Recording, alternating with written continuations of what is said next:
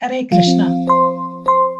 Welcome to all the devotees for this reading of from the Canto 4 of the Śrīmad-Bhāgavatam. We'll be focusing on to uncover the transformative power of gratitude in devotion today. That's the focus of today's lesson. So, before we start the class, I just wanted to, first of all, just say that, gratitude isn't just saying thank you.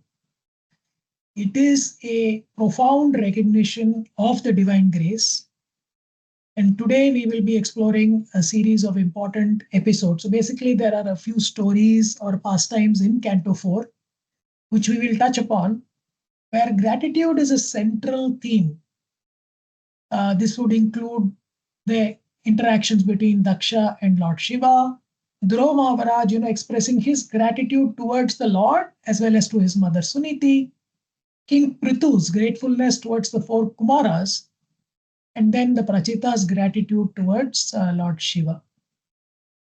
And each of these episodes or pastimes reveals how gratitude can soften the heart, but not only that, it deepens humility, and most importantly, it unlocks pure devotion. With that, let's begin the class for today.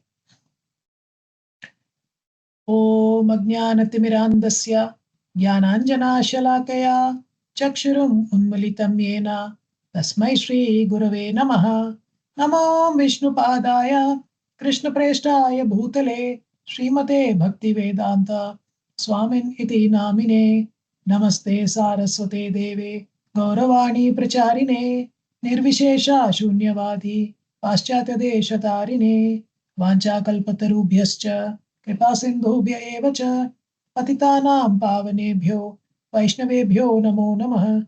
Jai Shri Krishna Chaitanya Prabhu Nityananda Shri Advaita Gadadhara Srivasadi Gaura Bhakta Vrinda. Hare Krishna Krishna Krishna Hare Hare Hare Rama Rama Rama Hare Hare. Om Namo Bhagavate Vasudevaya. Om Namo Bhagavate Vasudevaya.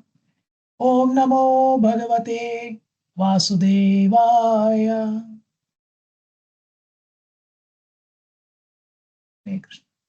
Hare Krishna. Now let's begin. As I said, let's begin with our class for today.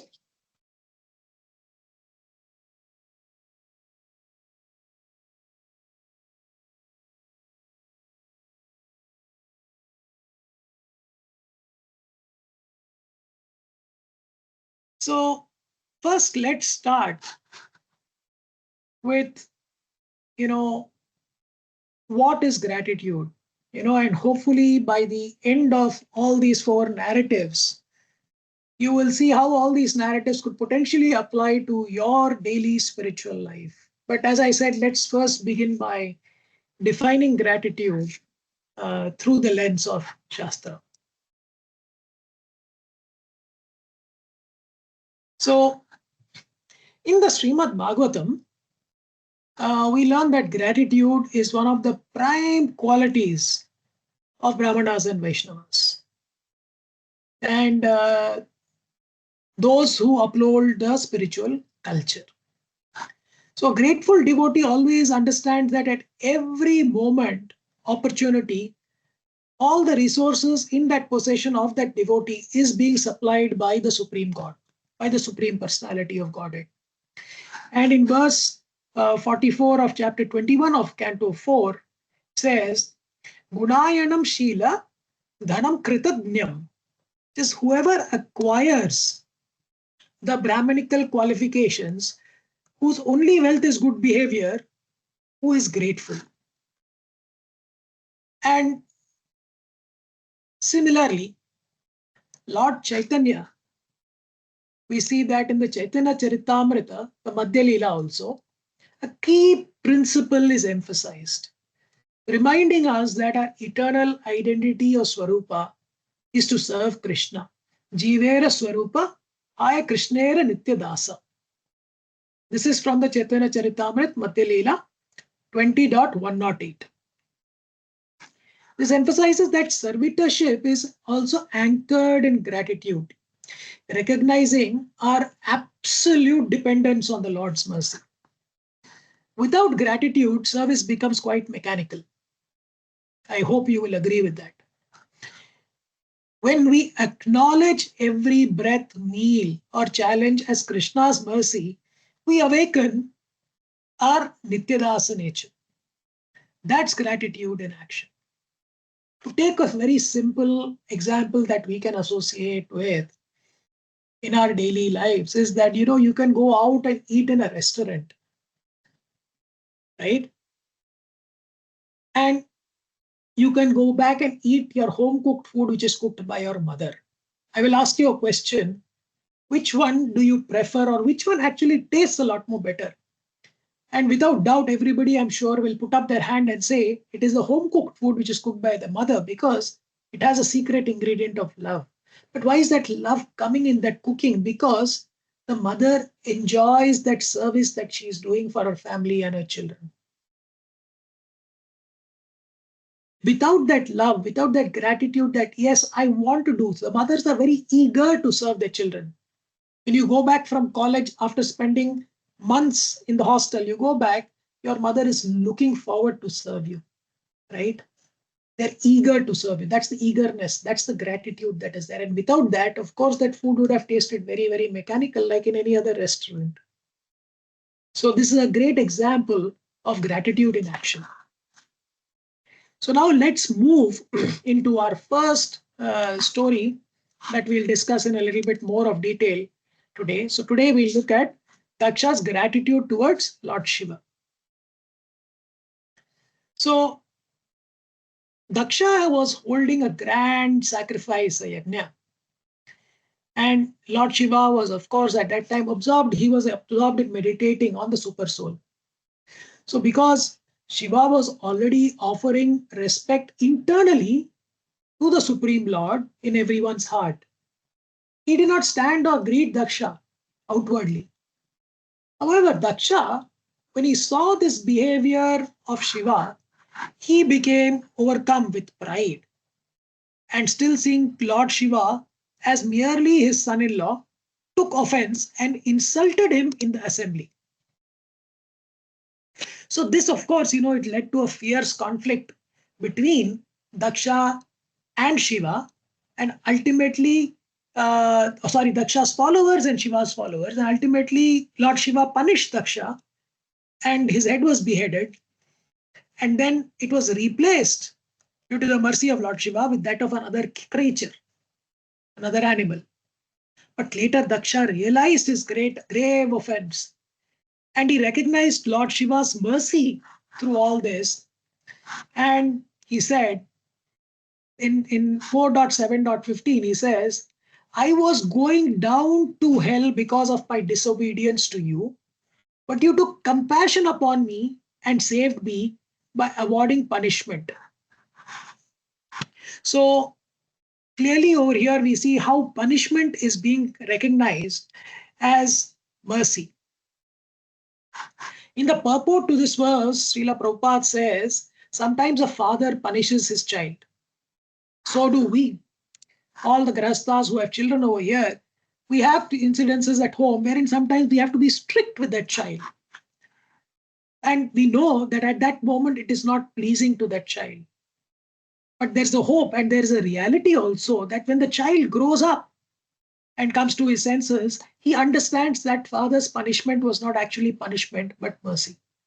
I'm sure all of us are able to connect with such situations when we were children, when we were grown up, and when we were reprimanded for not doing or doing the wrong things rather. Similarly, here Daksha appreciates that the punishment offered to him by Lord Shiva is Lord Shiva's mercy. It's a manifestation of his mercy. So that is one of the key symptoms of a person making progress on the path of Krishna consciousness, which is, sometimes we might get pointed out, we might get reprimanded, we might get chastised. But again, that is for our improvement.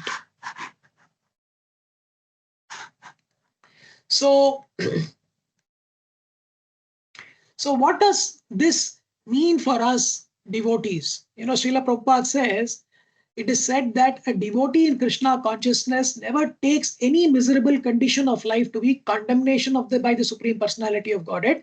He accepts the miserable condition to be the grace of the Lord. He thinks, I would have been punished or put into a more dangerous condition of life due to my past misdeeds, but the Lord has protected me. Thus, I have received only a little punishment as token execution of the law of karma. Thinking of his grace in that way, a devotee always surrenders to the Supreme Personality of Godhead more and more seriously and is not disturbed by such so-called punishment. So in the 10th canto of the Śrīmad-Bhāgavatam, in 10.14.8, Lord Brahma prays, says, Tatte nukampam susamikshamanu. That whenever a devotee is in difficulty or in distress, he should pray to the Supreme Lord within his heart and expect the Lord's mercy. He should resolve to become more serious in devotional service. And actually, he should become more serious. And if he does so, engaging fully in the Lord's service with body, with mind, and words, he earns the right to enter the kingdom of God. And the analogy used there is of a son who inherits the property of the father. So here he has the right to inherit the father's property simply if he remains alive long enough until the death of the father. So in the same way, as long as the devotee remains alive in Krishna consciousness and tolerates all the trials and tribulations, taking them as the mercy of the Lord and resolving to become more and more serious in devotional service, serving the Lord with more intensity, he earns the right to enter the kingdom of God, just as the son has the right to inherit the father's property.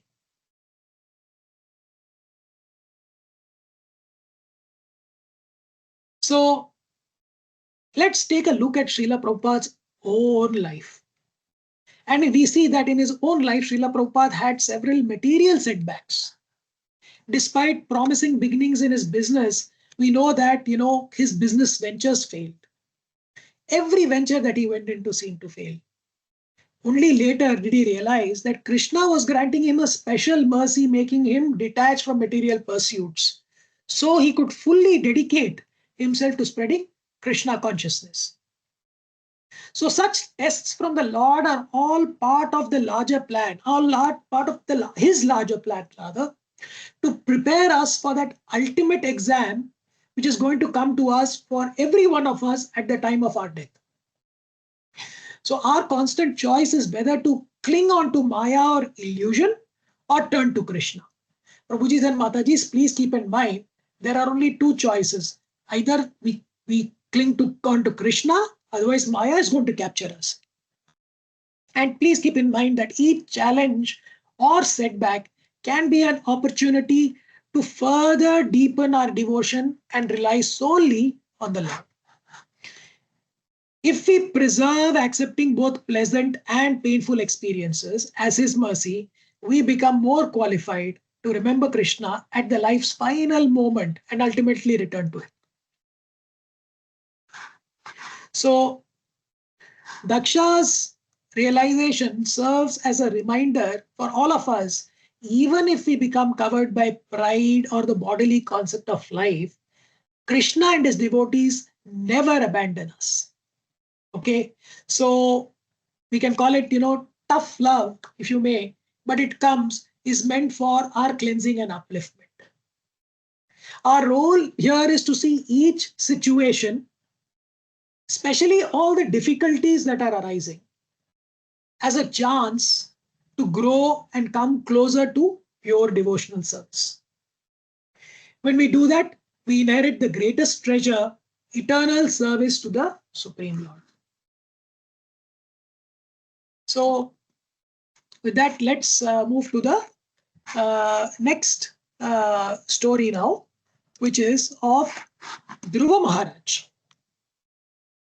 So Dhruva Mahārāja's gratitude toward the Lord. So this story happens in the 9th chapter of the 4th canto. where Dhruva exclaims,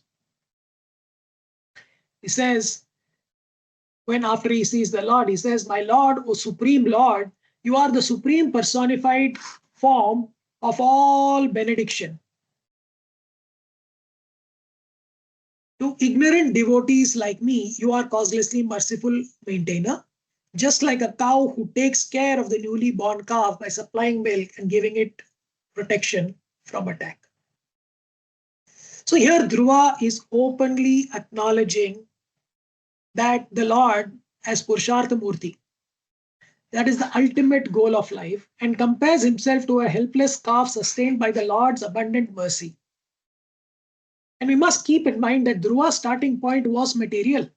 So although Dhruva initially approached with a strong material desire, the ambition to claim a kingdom far superior to his father's, he now realizes that pure devotion, untainted by fruitive goals, is far more valuable, and all those kingdoms are nothing but broken shards of glass. And this is where his gratitude arises, because now he recognizes his own shortcomings, yet sees how magnanimously the Lord is still reciprocating. How many of us have made that effort to actually recognize our own shortcomings and acknowledge that at every moment in our life, we have been supported and backed by the Lord with his mercy?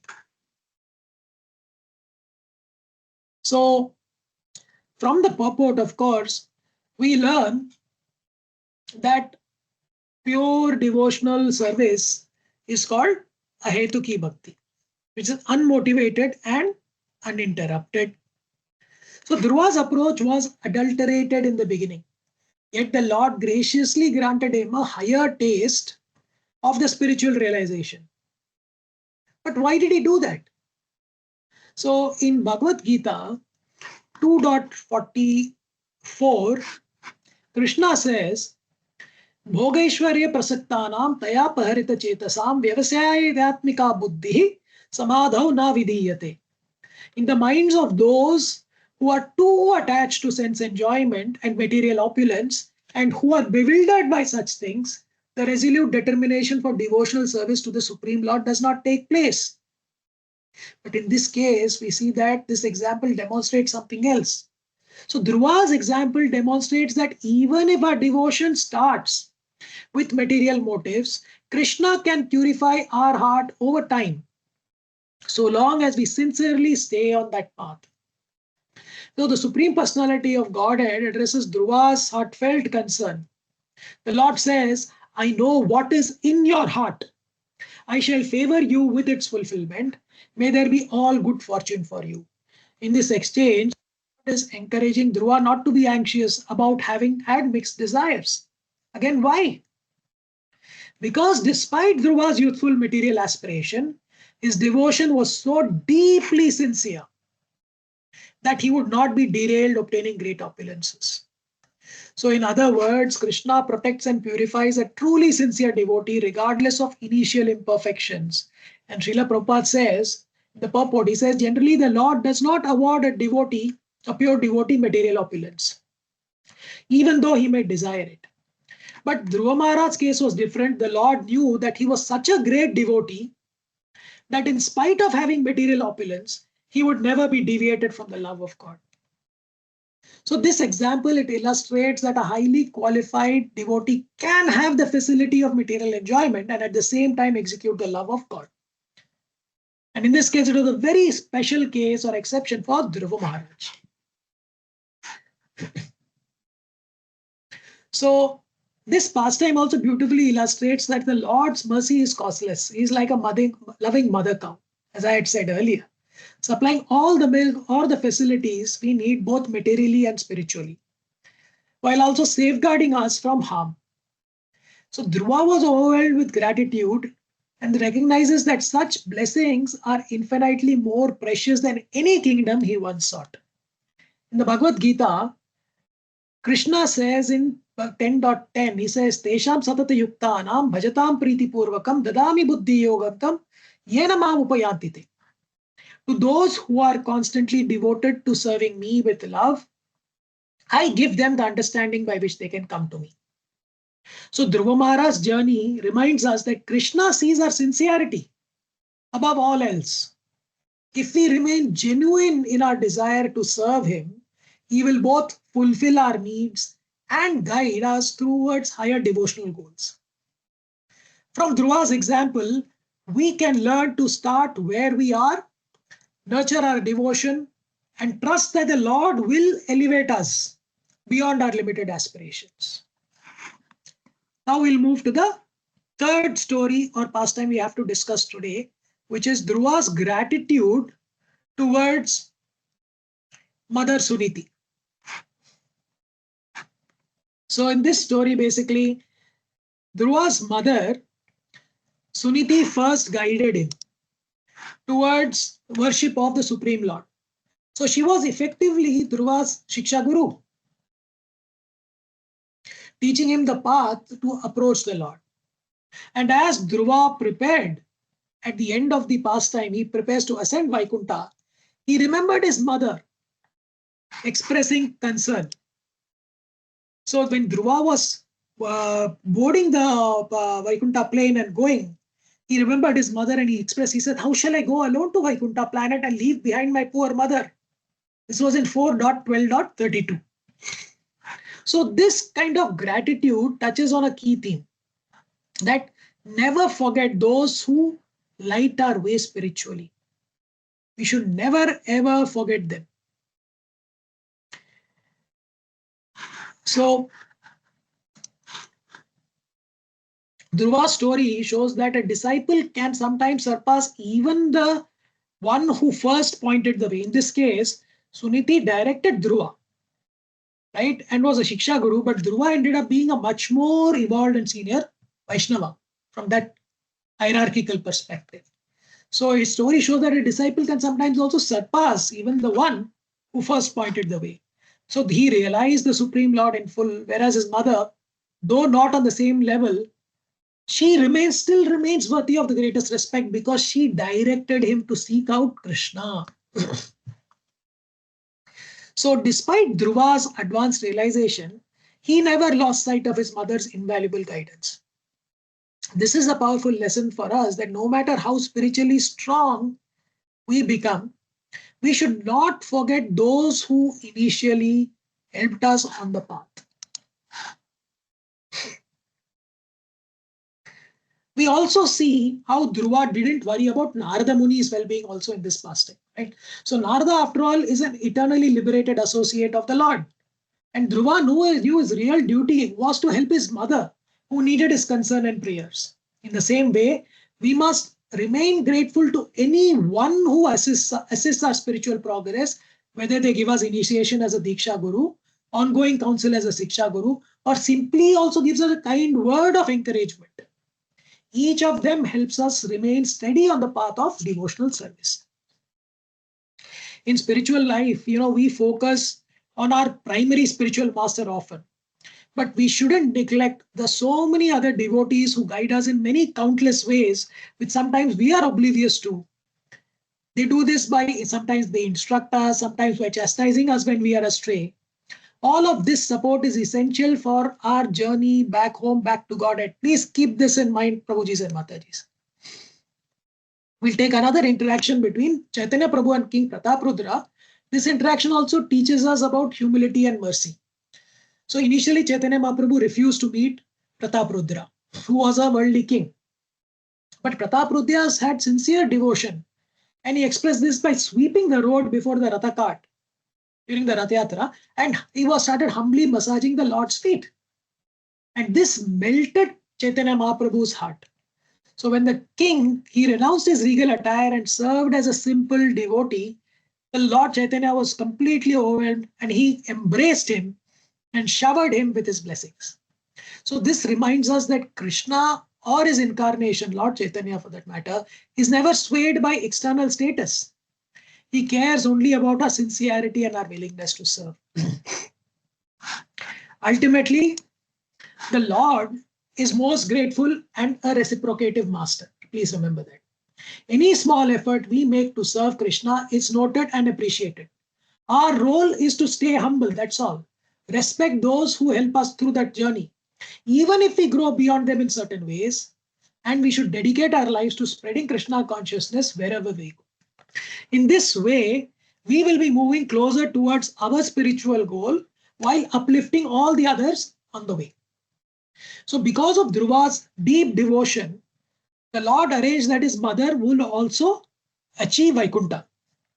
This underscores, that a sincere devotee can deliver loved ones or instructors who aren't as advanced also, provided there's a genuine connection and devotion between them.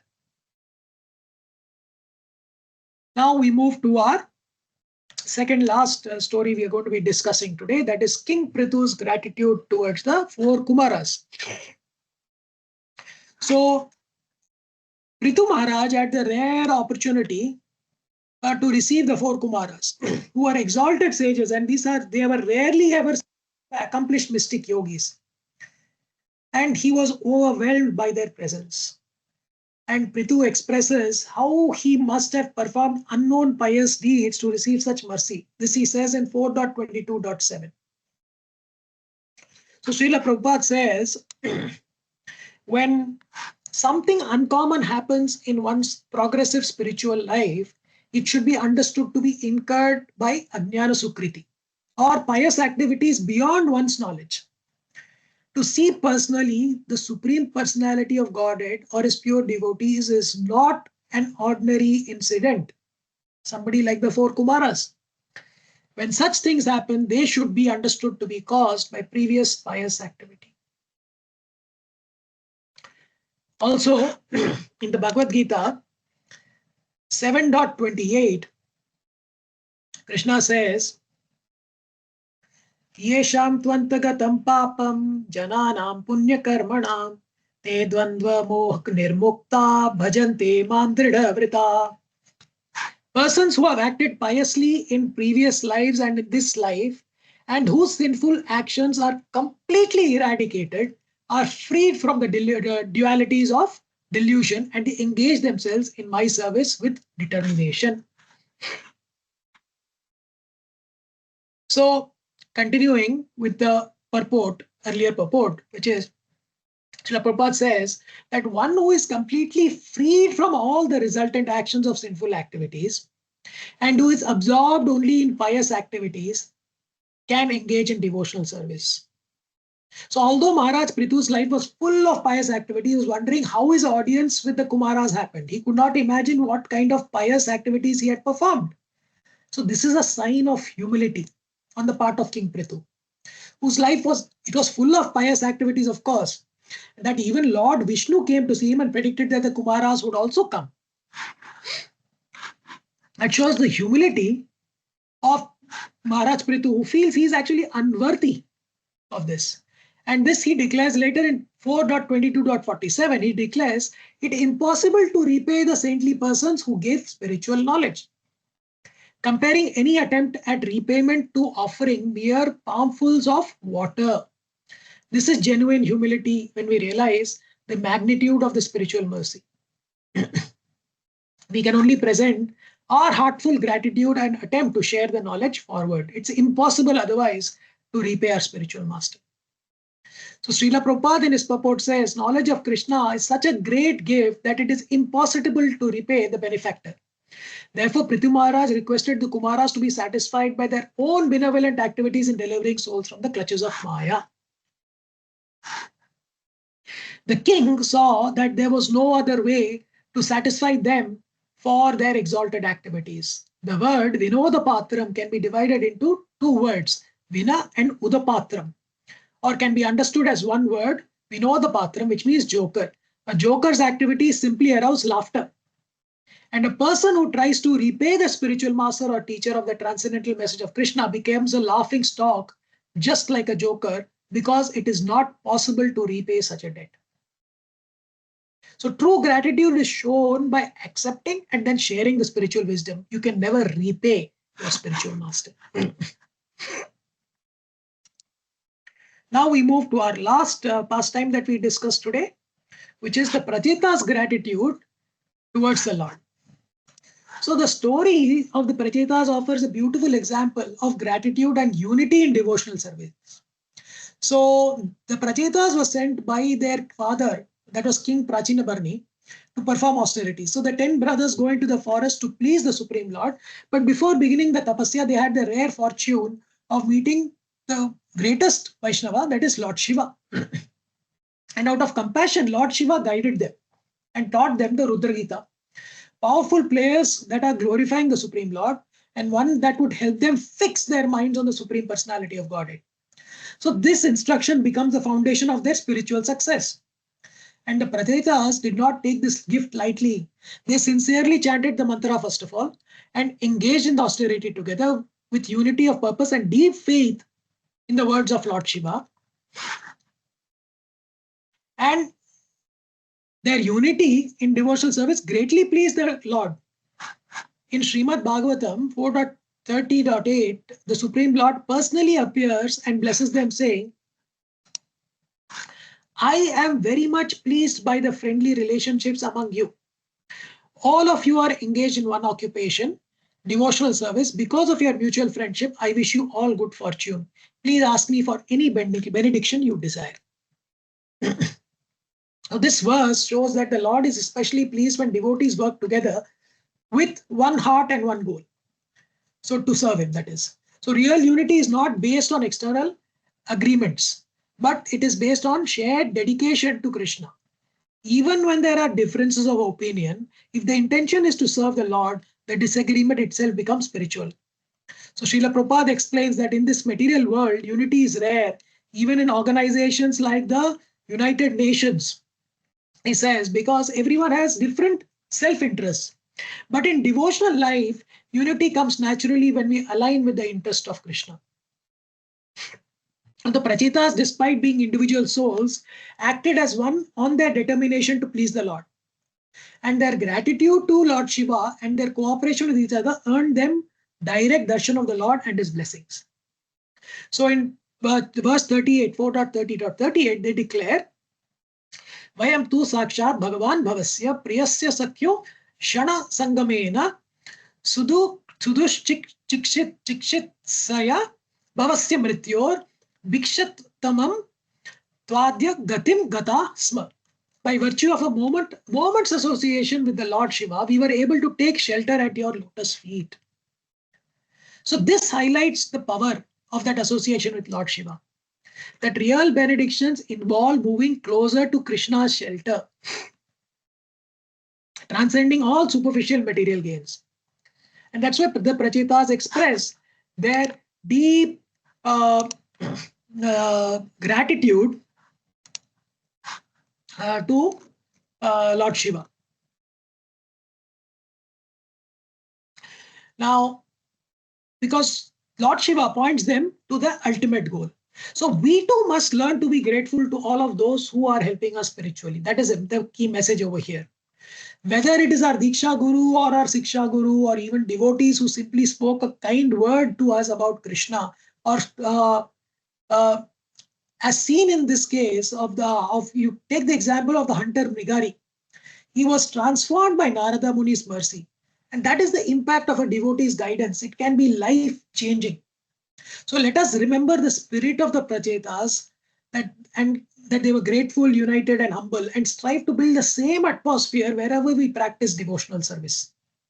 So if we cooperate in Krishna consciousness, the Lord will surely be pleased and shower his blessings upon us.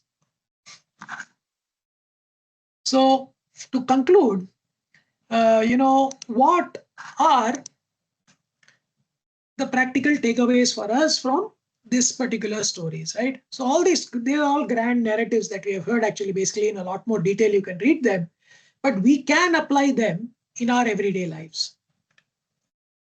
We need to recognize that every small facility, be it shelter, be it relationships, everything is the Lord's arrangement. And this should lead us to cultivate a sense of thankfulness to the Lord and to the Supreme Personality of Godhead. Another area is that life will be full of challenges. And when difficulties arise, we need to practice first and then try seeing them as these are experiences that will be refining experience for us, or this is a subtle guidance to us from the Lord. Just as Daksha eventually understood Lord Shiva's punishment. And lastly, we need to express our gratitude to our mentors, family members, and devotees who all help us make progress. Just like Dhruva, he remembered Suniti. We too should uphold a sense of indebtedness and affection for those who showed us the way. Hare Krishna. Grantharaj Śrīmad-Bhāgavatam ki jai, Srila Prabhupada ki jai. Hare Krishna.